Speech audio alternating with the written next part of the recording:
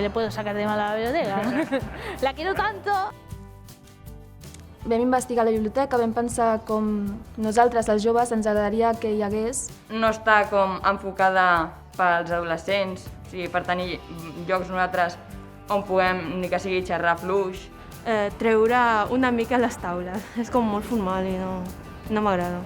Hi ha molt espai només per posar coses que no s'utilitzen.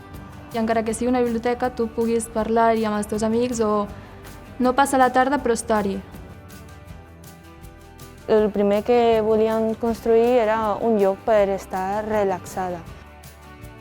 Hem decidit construir un espai on els joves puguin anar-hi i estar en la intimitat. I a la mateixa vegada que estem estudiant, fent deures o el que sigui, puguem estar compartint idees o xerrant entre nosaltres.